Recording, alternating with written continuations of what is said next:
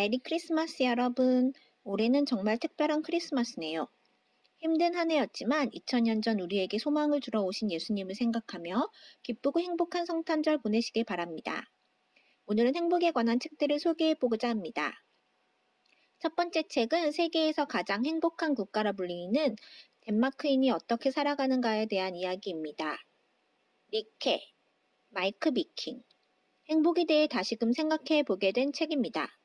덴마크가 세계 가장 행복한 국가인 이유에 대해 덴마크인 저자가 잘 설명해 줍니다. 이 책을 읽으며 예전 북유럽에 머물렀던 기억이 났습니다. 제가 독일 연수 중에 헝가리인 친구가 덴마크에 취직했다고 초대해서 한 2주간 덴마크 친구 아파트에 머물렀어요.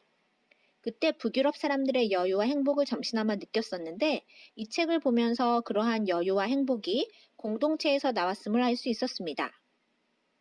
저자가 처음에 행복을 어떤 식으로 측정할 수 있을까요? 라고 묻는 부분이 있습니다. 행복을 측정하는 정통적인 방식은 대개 돈이라고 생각하지만 함께 음식을 먹으며 육체적인 자양분뿐 아니라 우정을 쌓고 유대감을 다지고 이러한 요소들이 행복을 느끼는 데 결정적 역할을 한다고 합니다. 저도 내가 행복했던 순간들을 떠올려 보면 단지 돈으로 할 수 있었던 일에는 순간의 기쁨이었지 그것이 오래도록 행복이라고 느껴지지는 않았던 것 같습니다. 덴마크인들의 공동체 간의 신뢰와 서로 베푸는 선이 행복한 국민을 만드는 결정적 요인이 되지 않았나 합니다. 책에 나온 글귀 중 중국 속담 하나를 소개하고 싶네요. 1시간 동안 행복해지고 싶으면 낮잠을 자라. 하루 동안 행복해지고 싶으면 낚시를 해라. 1년 동안 행복해지고 싶으면 재산을 물려받아라. 평생 행복해지고 싶으면 남을 도와라.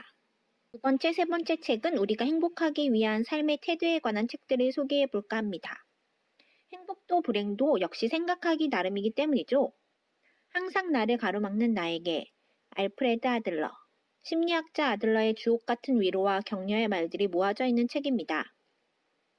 삶이 힘든 것이 아니라 내가 힘든 것이다. 어려움에서 나 자신을 구출해내는 것도 공경에 빠뜨리는 것도 나 자신이다. 사람에게 있어 진정한 변화는 의지의 영역이 아니다. 인지의 영역이다. 나보다 잘났거나 못났거나 하는 것들에 대해 문제는 그 열등감이 너무 강해 우울증이 되는 경우이다. 우울증으로 자신을 가둬버리고 어떠한 진지한 노력도 발견도 하지 않으려 들 때 열등감은 병이 된다. 한계를 만드는 것은 나 자신, 누구도 나를 낙담시키지 못한다. 어떠세요? 결국은 행복도 환경이 아니라 내 자신이 만든다는 생각이 들지 않나요? 아들러에게 있어서 삶이란 과거에 의해서 만들어지는 것이 아니라 미래의 목표가 무엇이냐에 따라 달라지는 것이었습니다. 당신은 선택할 수 있다. 순순히 도전에 응하면서 진짜 삶을 살 것인가 아니면 현재에 물러서 계속 핑곗거리를 찾으며 가짜 삶을 살 것인가. 아들러의 말을 바꿔 여러분에게 묻고 싶군요. 여러분은 선택할 수 있습니다. 지금 상태에서 행복을 찾을 것인지 아니면 현재의 문제와 환경에만 빠져서 내가 행복하지 못하는 이유에 관한 핑곗거리를 찾을 것인지. 아들러만큼이나 생각에 대해 깊이 연구한 심리학자가 있습니다. 캐서린 샌더슨. 생각이 바뀌는 순간. 영어 제목으로는 The Positive Shift입니다. 사람의 성격과 사회적 변수가 인간관계의 만족도에 어떤 영향을 주는지에 대한 연구를 주로 하는 심리학자입니다. 이 책을 고른 이유는 이 한 문장 때문이었습니다. 행복은 개인적 노력의 결과다. 행복을 얻기 위해 싸우고 노력하라. 행복을 달라고 강하게 요구하라. 대부분 사람들은 환경에서 또는 다른 사람을 통해 행복을 찾으려고 하지만 결국은 행복도 개인의 노력이 따라야 한다는 것이지요. 캐서린은 이야기합니다. 비관적인 성향을 타고난 사람일지라도 시간과 노력을 들이면 태생적 사고방식을 조금씩 바꿔나갈 수 있다고요. 또 행복감을 높이는 사고방식을 지니는 쉬운 방법을 소개합니다.